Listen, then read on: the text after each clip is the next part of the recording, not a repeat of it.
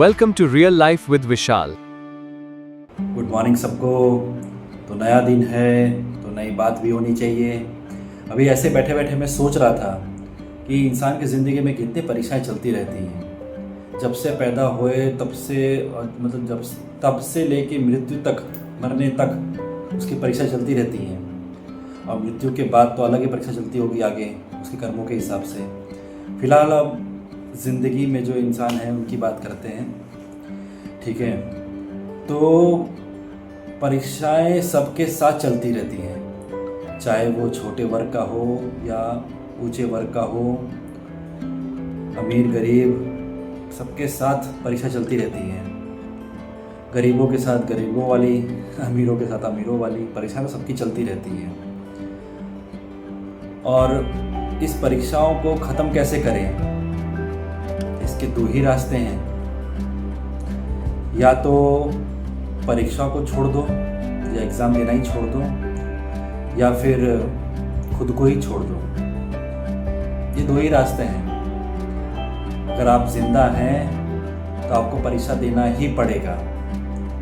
बस ये होता है कि हम समय के हिसाब से परीक्षा देने का जो कला है उसको और बेहतर बना लेते हैं, या उसको और सहने की शक्ति को बढ़ा लेते हैं, जिससे परीक्षा देने में आसानी हो।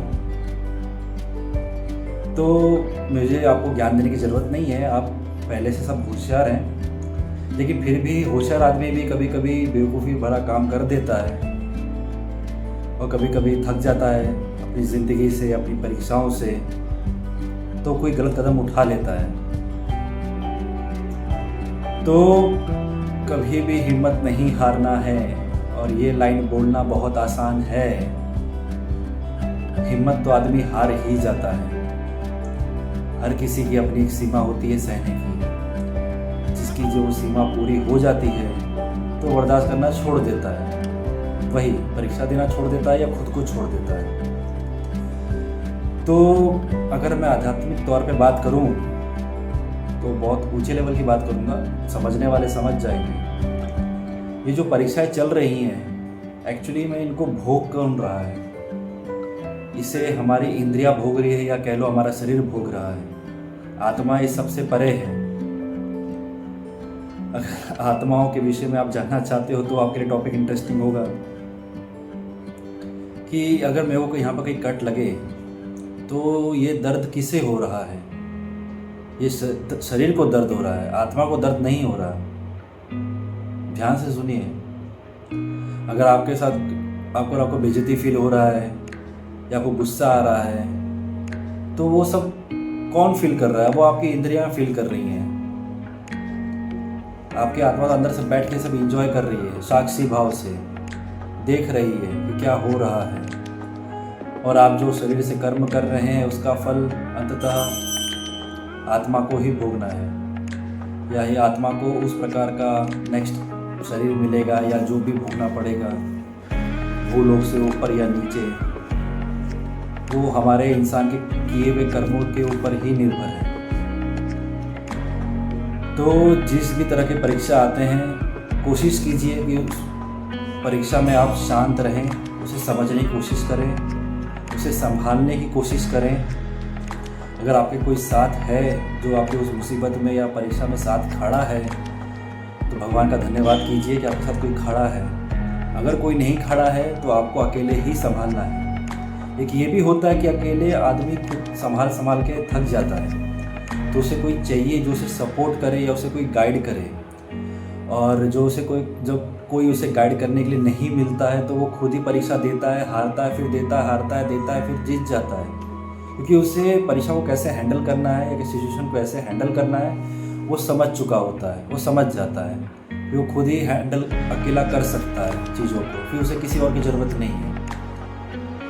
ये कभी ऐसा भी होता है कि किसी व्यक्ति की वजह से दूसरा व्यक्ति मुसीबत में पड़ जाए। मेरे हाथों भी ये सब हुआ है, और किसी की वजह से मैं भी भुगत रहा हूँ। तो ये लेन देन तो सबके साथ चलता रहता है। भले हमारा इरादा किसी को दुख पहुँचाना नहीं है, फिर भी हमारे हाथों से ऐसे कर्म हो जाते हैं जिससे हम खुद को और दूसरों को भी दुखी करते हैं। वो सबका भाग मैं भी हूँ, लेकिन मैं इतना जानता हूँ कि मैं दिल से कोई बुरा नहीं चाहा था।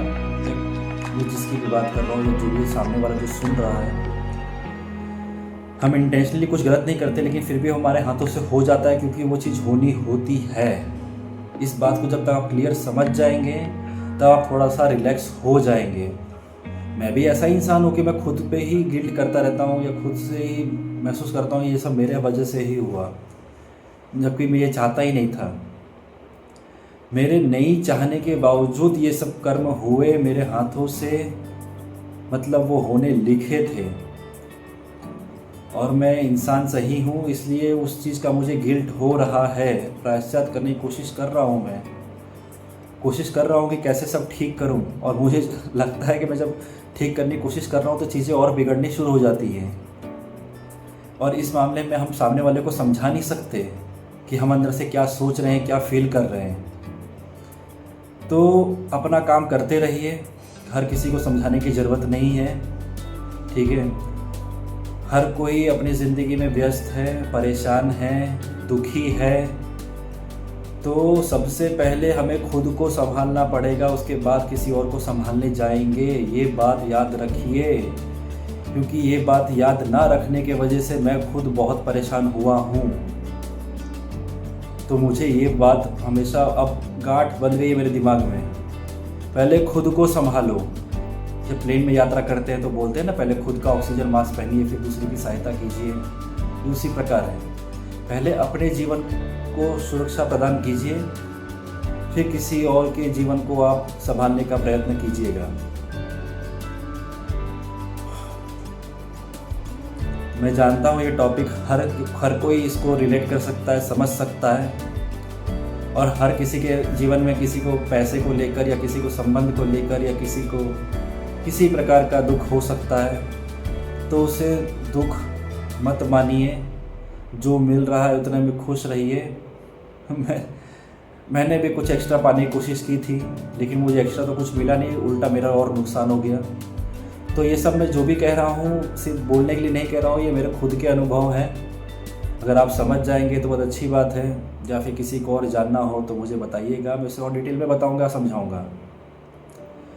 तो ये टॉपिक तो ऐसा है कि चलता रहा है, टॉपिक चलते रहे, ये टॉपिक का अंत नहीं है। फिर भी बस सिंपल सी बात इतनी है कि जो होना हुआ लिखा होता है वो होकर ही रहता है। इस बात को समझ जाइए। इस बात को मैंने बहुत गहराई से एक्सपीरियंस किया है, बहुत गहराई से मतलब अनुभव किया है मैंने। तो समझ जाइए, कितना समझाऊंगा मैं। अपना ख्याल रखिए और पहले खुद को संवारिए। अच्छा खाइए, अच्छा पहनिए, अच्छे विचार करने की कोशिश कीजिए। कोशिश करने वालों की हार नहीं होती। कोशिश करते करते सब ठीक हो जाएगा। अगर आप अकेले हैं तो भी प्रयत्न कीजिए कि आप अकेले ही रहें, क्योंकि दूसरे जब आते हैं ज़िंदगी में, अगर वो दुख ही दें तो आदमी और दुखी हो जाता है। जो अपने आप आ रहे हैं उन्हें आने दीजिए, खुद से लाने का किसी को प्रयत्न मत कीजिए अपनी ज़िंदगी में, ठीक है। बाकी और बातें ऐसे और आगे करते रहेंगे। किसी और कुछ डाउट हो तो कमेंट में लिखिए, कुछ और पूछना जानना हो तो बताइए, हम उस पर भी चर्चा करेंगे। तो आगे तो पूरा दिन पड़ा है, देखते हैं आगे क्या क्या करने को और देखने को मिलता है, फिर बताता हूँ आपको। देखो आज खाने में क्या है, ब्राउन राइस है, दाल है, चटनी है, प्याज है, आलू भिंडी की सब्ज़ी है और रोटी है। वाह। अभी शाम का समय है और मम्मी ने मुझे राशन लेने के लिए बाहर भेजा है, तो अभी राशन लेने के लिए जा रहा हूँ बाहर में। अभी भी थोड़ी गर्म हवा चल रही है। गर्मी के मौसम में तो बहुत लोग, मतलब सब कोई परेशान है वैसे तो, और अहमदाबाद में तो कुछ ज़्यादा ही गर्मी पड़ती है। बहुत गर्मी है भाई। चलो राशन लेकर आते हैं, फिर बात करते हैं। तो रात हो रही है और रात का खाना खा लिया है मैंने। तो आज मेरा फेवरेट सब्ज़ी बना था, वो है सेव टमेटा। मज़ा आ गया खा के। और अभी आ गया हूँ बिस्तर पर, अभी सोऊंगा मस्त एसी चालू करके, ठंडी ठंडी हवा खाऊंगा। आपके घर पे भी एसी है तो आप भी ठंडी हवा खाइए, सोइए, मस्त रहिए, मस्त से रहिए। हाँ, कल मिलते हैं। कल कल हो बाय हो राधे राधे।